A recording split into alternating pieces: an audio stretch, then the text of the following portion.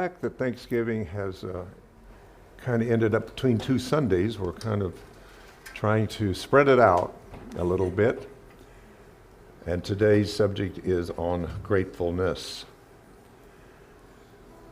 I thought, well, that's not a, I guess, heavy, deep message, because I think it's something that we all know that we should be.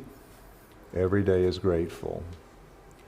But you know, there's so much in the world that knocks us out consciously, mindfully, that we get in such a reactive mode that we forget how to let the higher angels of ourselves to come through and to remember to be grateful. I want to say it's good to see Sandra back there. Yeah, Sandra's been on a little adventure, and we certainly miss her presence. So glad to see her back. I'm going to start out with the reading is a meaning of gratitude from a metaphysical point of view. Metaphysical means of gratitude or gratitude, but it also means thanksgiving. They're both necessary in demonstrating the prosperity through divine law. Be grateful to God and thankful to the friends whom He uses to supply you. All metaphysicians have found by experiences that being thankful for what they have increases the inflow. Gratitude is a great mind magnet. And when it is expressed from the spiritual standpoint, it is powerfully augmented. The saying of grace at the table has an origin in this idea of the power of increase through giving thanks. How many do that? It's easy to get away from it, because I think people are thinking, well, there's no God out there. Who am I talking to? I think we're still working on that a little bit. I really do. And I think we need to maybe look at that a little bit more, because we keep saying everything is inside, but the real truth is we are not, I'm not pantheism. I'm panentheism. What does that mean? Pantheism means that God is in everything. Panentheism means God is everything. So I can't say God isn't in the planets and the stars, in the trees, in the rivers. So it's not just all in me, it's everywhere. In fact, in the Bible, when it says the kingdom of God is within you, if you look out in the margin, the real translation, and God is among us. Not just in us, but it's among us.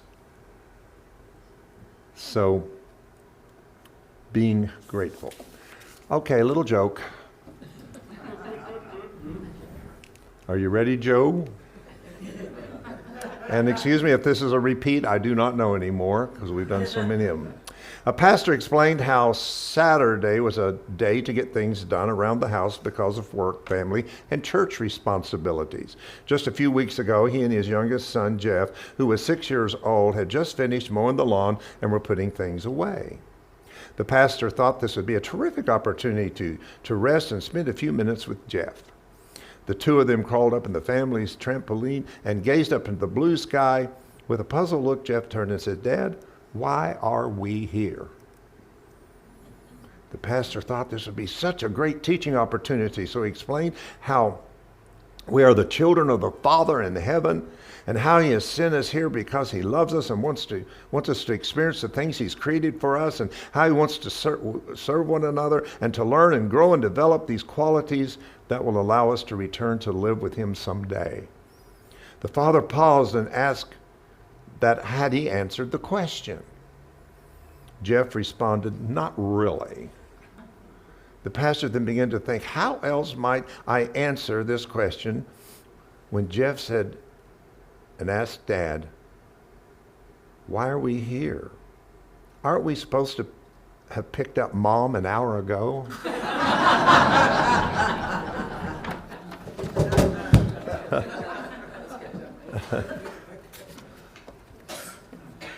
Gratitude.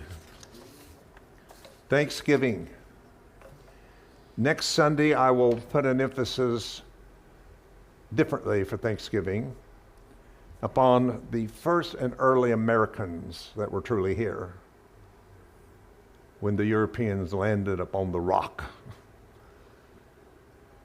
Because it's not just about them coming to America, but it's about what happened when they got here. So we are going to at least do some acknowledging of the Native American people, that this was their land.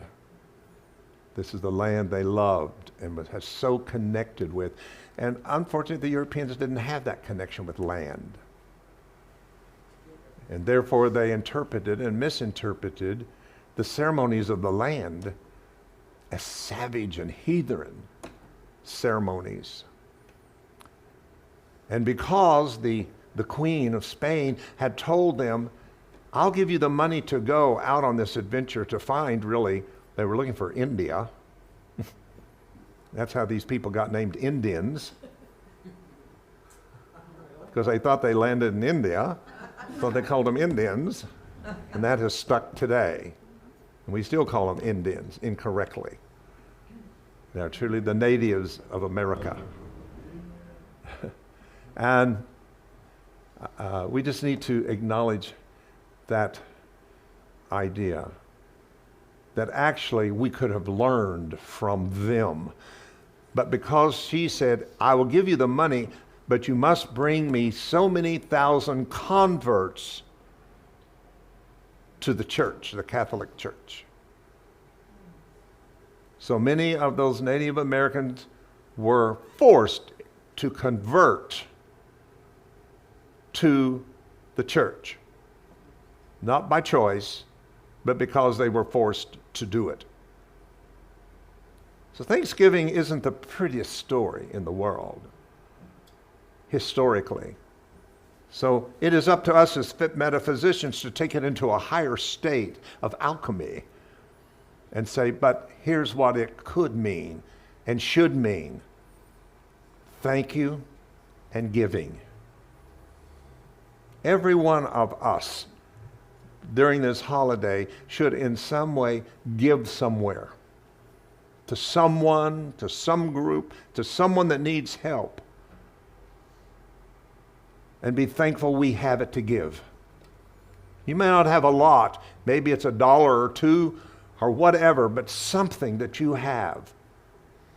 Nothing is too small or too large.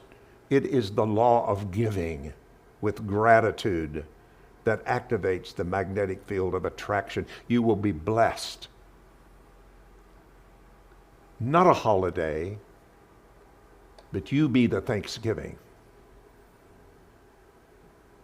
Now, I'm not against the holiday if you want your turkey and all that, which, by the way, there was no turkey when they came. If you'll read this, there's no turkey. You know where turkeys came from? There were certain birds that they used when they came here that ended up over in Turkey, and they got called turkeys. Oh my goodness, if you read all this stuff where it came from, it is just bizarre.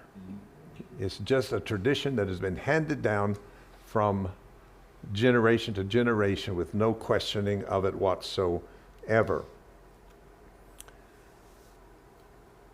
Studies from Harvard Health Publishings has shown that being thankful can help people feel more positive, relish good experience, improve their health, and build relationships with others.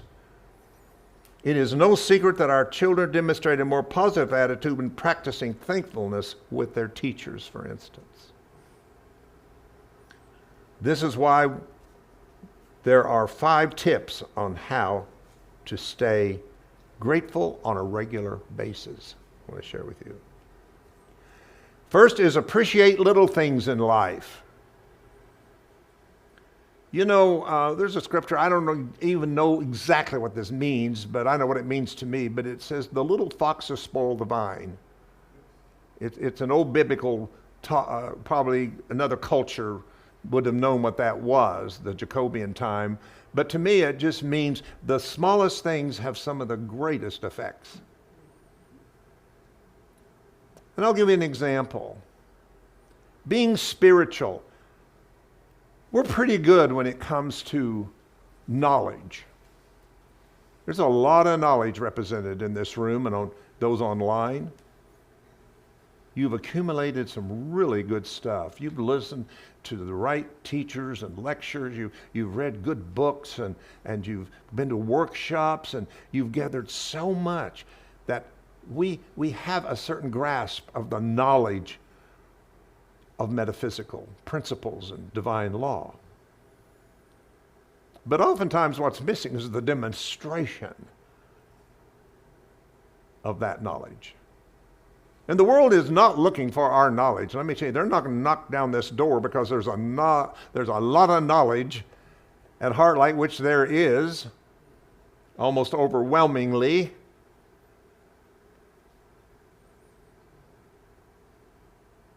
What people are looking for is demonstration.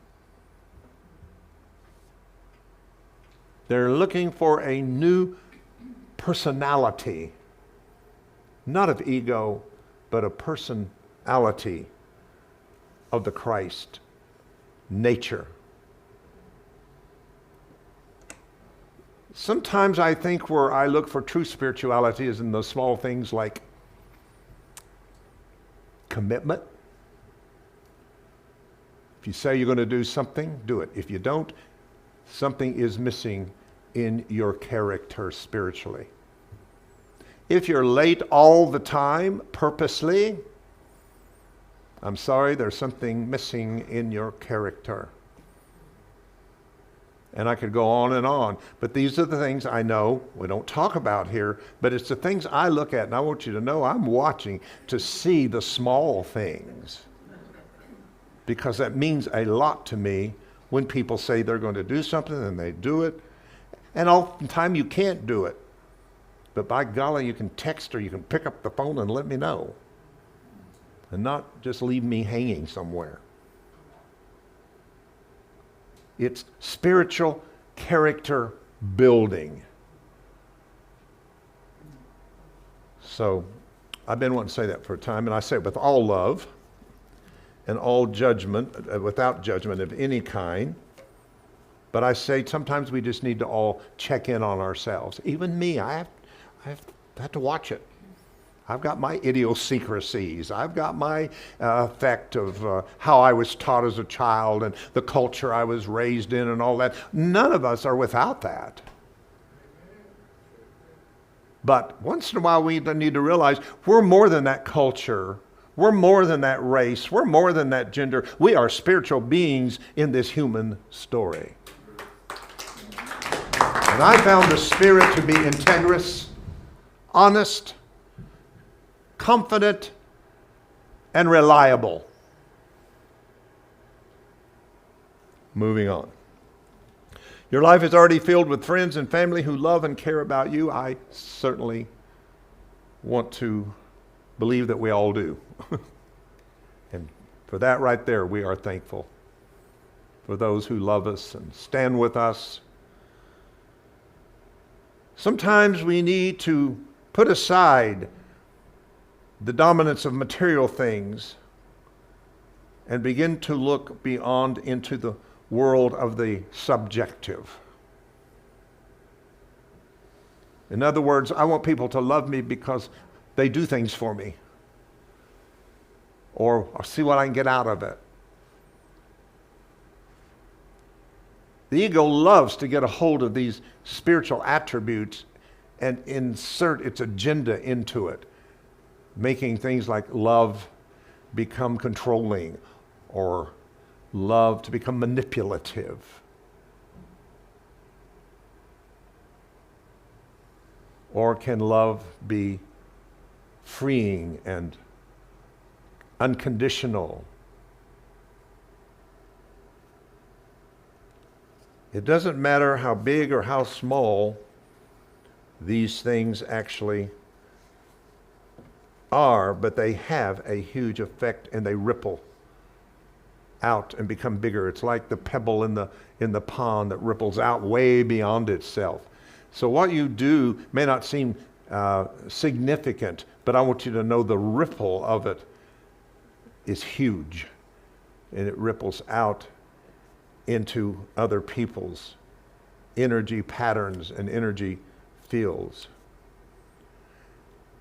This is something that I've heard for years. I don't do it, and I should. I'll be honest with you that I believe in it so much is keep a gratitude journal.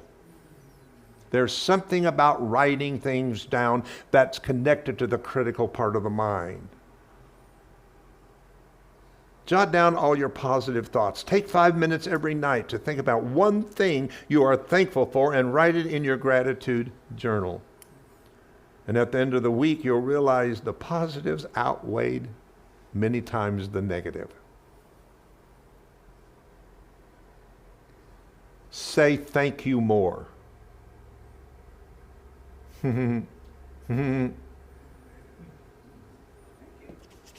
If you like my message and you walk by me, say thank you. Sometimes I get one, and I'm lucky 2 thank yous out of this group of people. And I think you are thankful, and I think you appreciate it, but you don't say it. So that's my little thing about me. But this is bigger than that. Say thank you in the store where you go to. The waitress that waits on you, the people who serve you. Make sure you say it heartedly and thank them.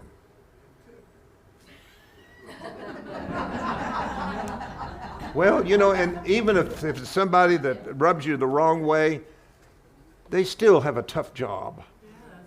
I cannot imagine having some of these jobs that people are doing out there.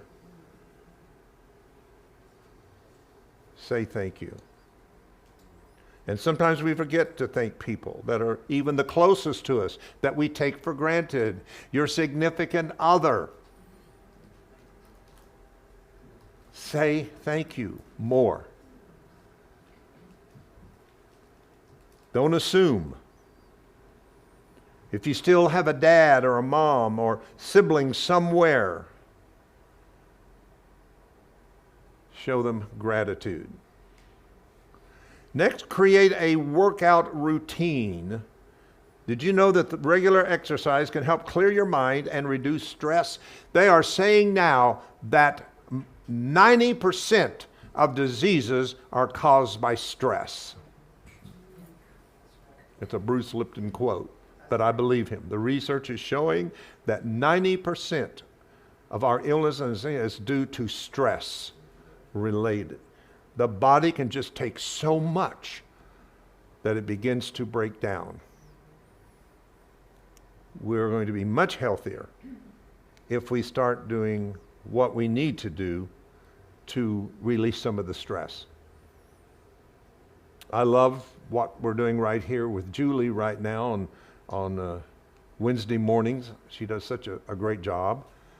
And I sit back there and just kind of watch it because it's just art to me to see all of you start out doing different, but somehow you get together and then train, you know. And I think it's wonderful. And I encourage you to come out if you can't at all get up and move a little bit, is to come to the 10 o'clock exercise class. Some of you that come to that, do you feel like that helps you to release some stress? Yes. Yes. Okay, good. Good. That's what we want to do. Volunteer for something that you believe in. Now, there's things you can do from home on the computer or on the telephone. You don't always have to go places because now you can travel anywhere virtually.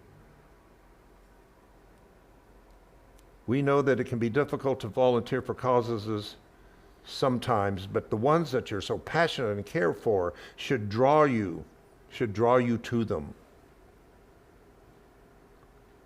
I think there's millions of people that are still trying to readjust to this post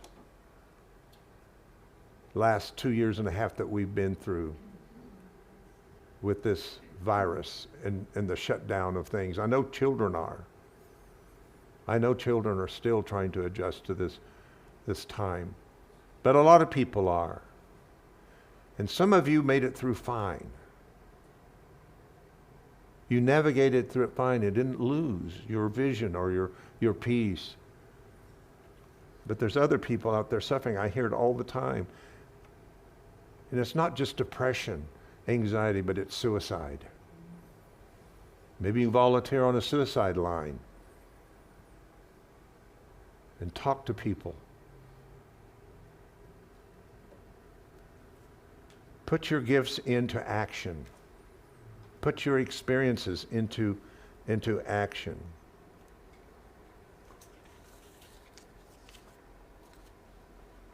Gratitude is also the word for praise. And I want to share something with you that I have shared several times over and over, but I think it's powerful when it comes to this idea of God. Even I am continuously still trying to work this out. Because one of the things that I missed the most in the circles that I was in for 40 some years before I stepped into this arena of new thought and metaphysics is praise. Praise was such an important part of the service. Lifting our hands, opening our mouth and telling and giving God praise, and it was amazing. But as things begin to shift and we kind of changed our perception of God,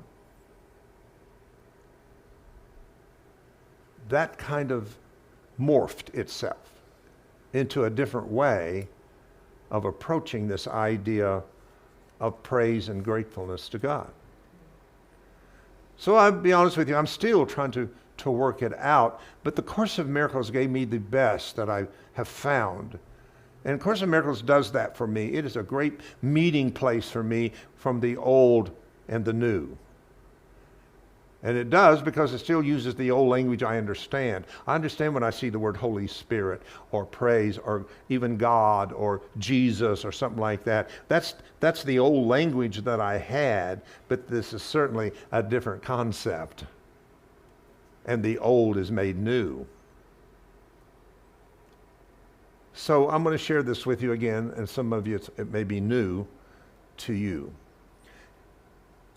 In the Course, it says the Bible repeatedly states that you should praise God. This hardly means that you should tell him how wonderful he is, for he has no ego with which to accept such praise, no perception with it, and to judge it. That makes sense to me on an intellectual level, that I'm talking about something that has no ego and therefore does not need my praise. But that's not the end of the story here. It goes on and tells us that we need to praise. Even though God has no ego to receive the praise, we need to praise, because when you're praising something, you're centered in loving it, appreciating it.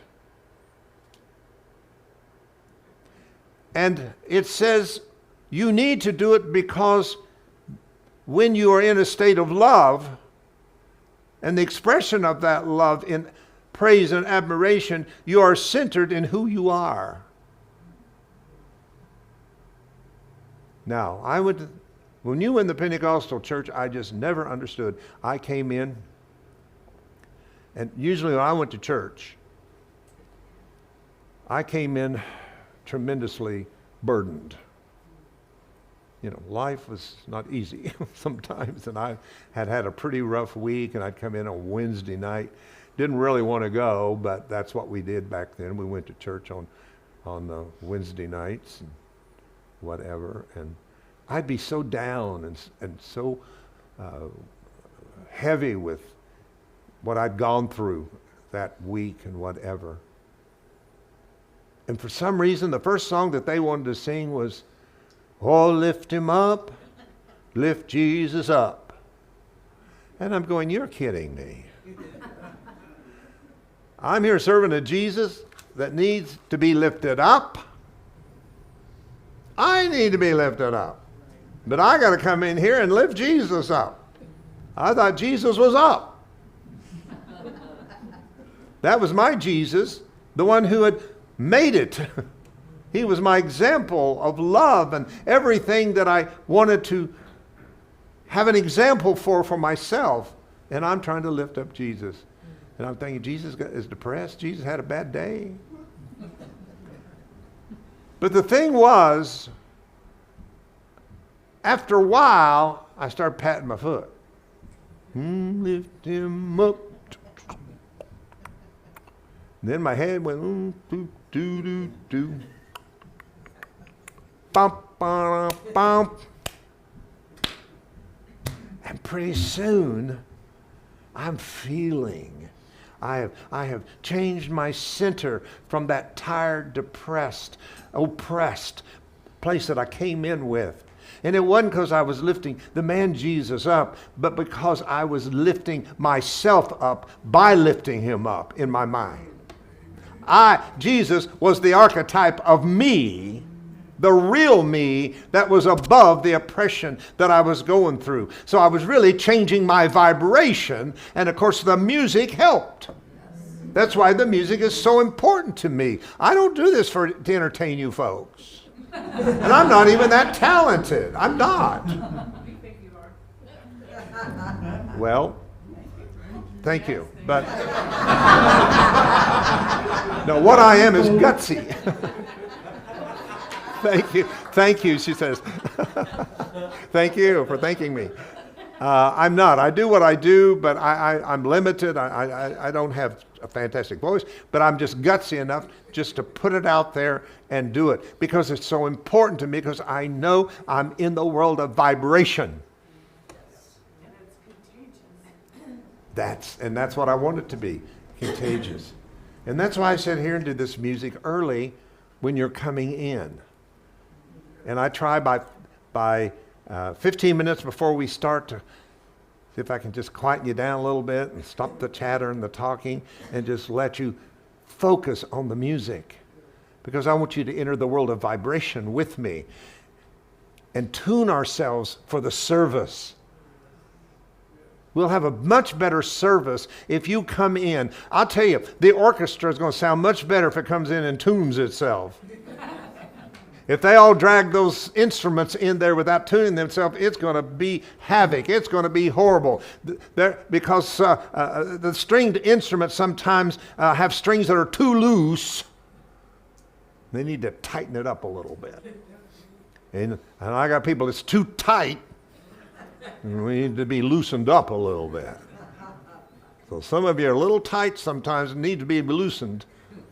And then Bonnie back there gets real loose. We need to tighten her up a little bit. Not at all.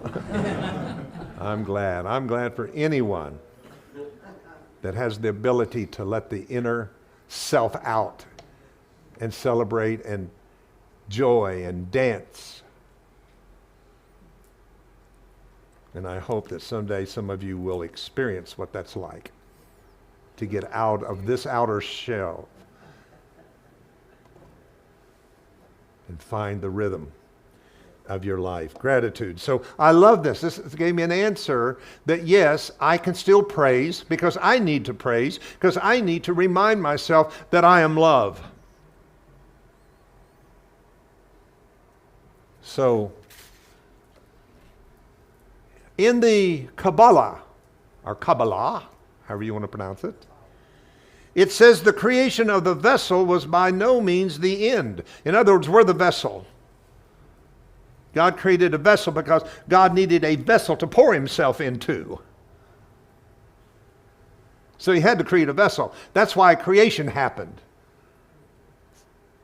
So that which we call creator, God, whatever you choose to call it, could pour itself into something that gave it definition. And the creator becomes defined in its creation. And it was not even the beginning of the beginning. A discussion process started. One of those continuation was implied by a fundamental duality of the vessel's nature. What it is saying that and I've just talked on this. I don't know if this weekend in the workshop or it was Wednesday. I don't know when it was. But I was trying to get people to understand that what has created you has extended itself into its creation and has given the same ability that created you into its creation. Just like your mom and dad passed on to you the ability that made your body is also now yours to make other bodies. Some of you are finding your vessels and containers in your children or your grandchildren. You look at them and you see yourself because you've passed it down into vessels. It didn't just stop with you when your mom and dad made you and said, that's it.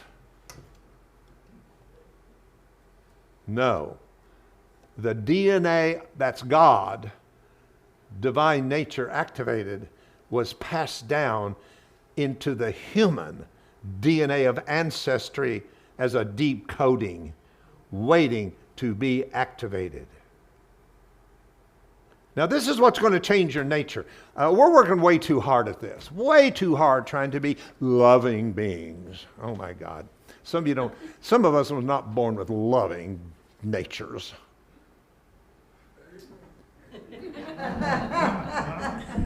You know, if you come from, I don't want to pick on anything, but if you come from some of my background, German and whatever, you know, not nothing against my German heritage, whatever, but you know,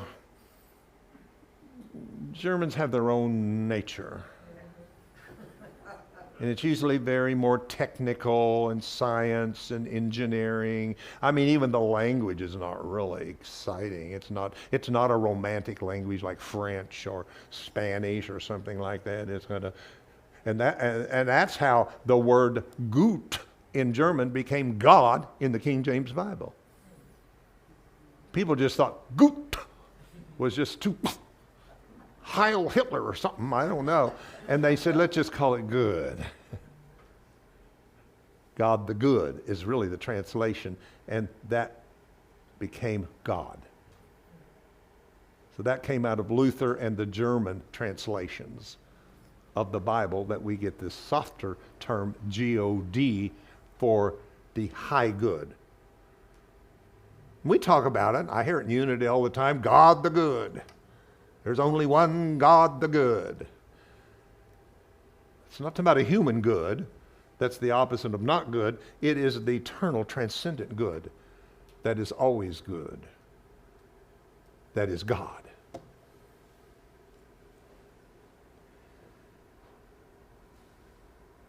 So it's what this is saying in the Kabbalah is that Creator had such a nature of giving. It had to give. Its nature was to give, but he had nothing to give to. Can you imagine having this passionate nature to be a giver and have nothing to give anything to?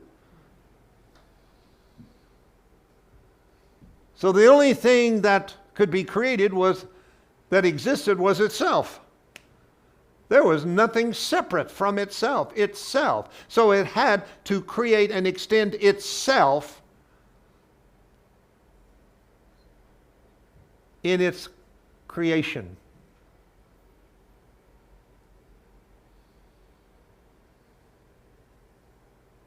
I mean, what's it going to create? I know the Bible said out of the dust of the earth and all of that. You know where that word dust comes from? It's a word that in the Hebrew that was the most minute particle. And they didn't have a word for it. The only thing that was the smallest thing at that time was gold dust. Today they would say a molecule or an atom or some of the things we have found that are so tiny.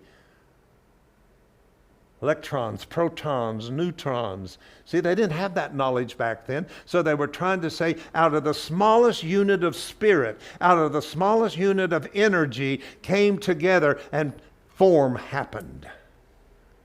Very quantum. Quantum is not so new. We just didn't have the words for it.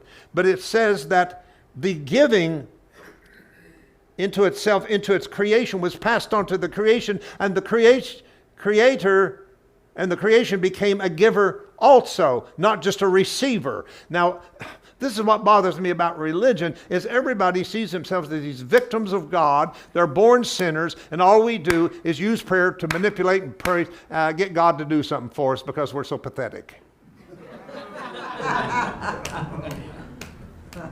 I've seen it too much.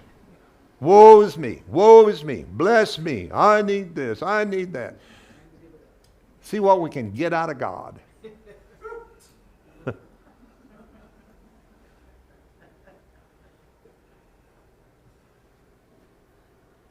Because we did not understand that there is no separation between the Creator and the created. That the same DNA that created us was passed on to the creation so that we could keep passing God through the divine, if you please, through. But it got lost in the ancestral story.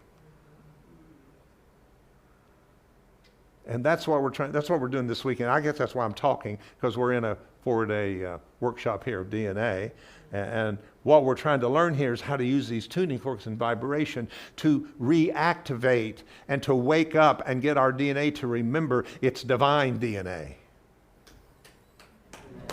That's what's going on here. It'll end today. See what I'm saying to you? You have physical DNA and you have sacred divine DNA. And the divine DNA has been totally put to sleep.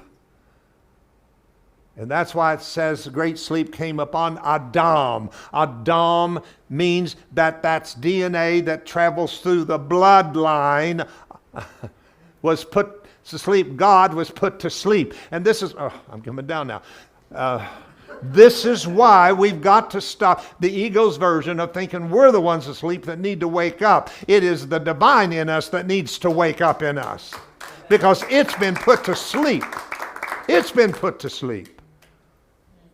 And in that absence of what has been put into that state, you can't destroy it, but you can deactivate it. If you don't use it, you lose it. Say it again. And everything was transferred to a body identity. Life begins as the body.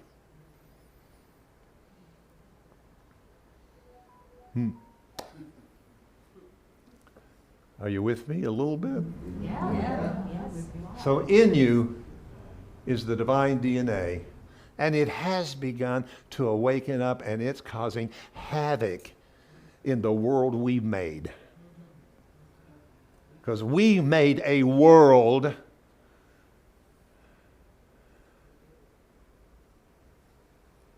that the divine remains in an inactive sleeping state. That's why, and I have a feeling that most of you have had a pretty challenging time trying to fit into the world, even when you were in the world. Even when you're trying to do the things of the world to get popular. If you was with a group of kids and they were all drinking and getting drunk and whatever, it just something wasn't quite there for you. You still felt different from everybody else when you was trying to act like everybody else. And I'm going to tell you why. Because enough of us has been born in this lifetime consciously awake enough that we will not allow death to abort in us our enlightenment.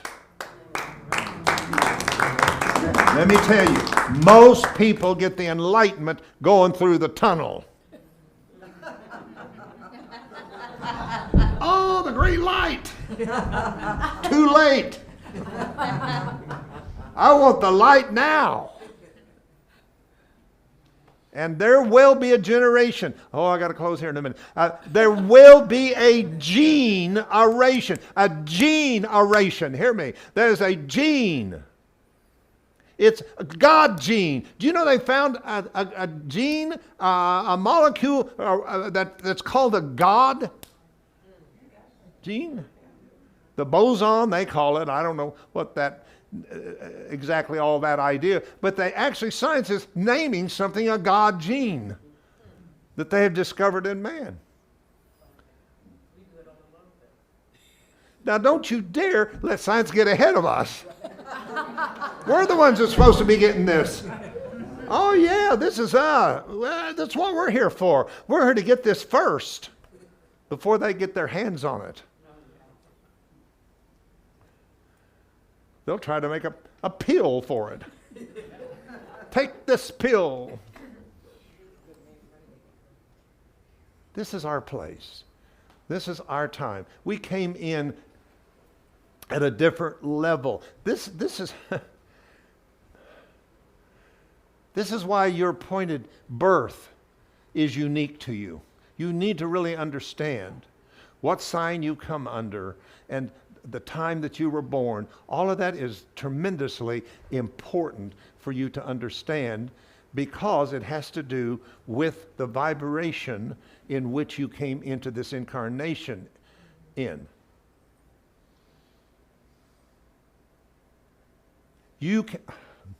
We'll get into something here. You came through a different portal than the majority of the souls that incarnate on this planet, which is right over the Middle East in Iraq and that area and North Africa. That whole area that's called the cradle of civilization is a portal where most souls come in. And because they understand that, they have the technology to dumb us down enough that we're not getting it until we're going through the tunnel.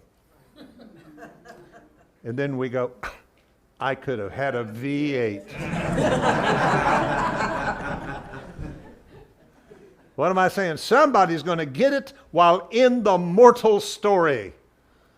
They're going to find their immortality in the mortal story. They're going to find their God DNA in the ancestral story. They're going to find that they are a new species of a divine origin in their racial story. They're going to find out that they are monogamous beings in this gender stuff that's going on between who am I in my body, and understand the transcendence of a new identity and a new creation that shall show upon this planet. And I want you to join me in this rapture of vibration that's going to move us into the place in which we've come to restore and to find ourselves. Somebody help me.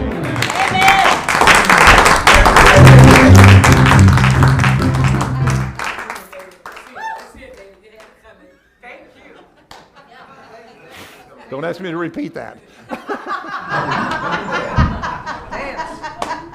Oh, take a moment. Take a moment. Absorb it. Eat this bread which cometh down from heaven. Drink this wine of the kingdom. Yes, let this resonate as a vibration in your vibrational system.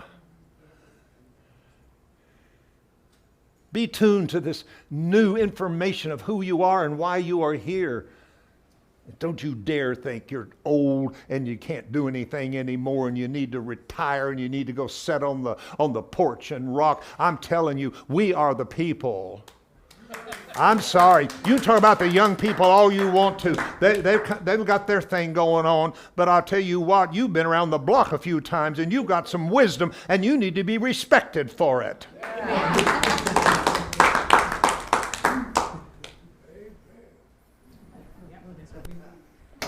Woo. I'm going to be quiet now because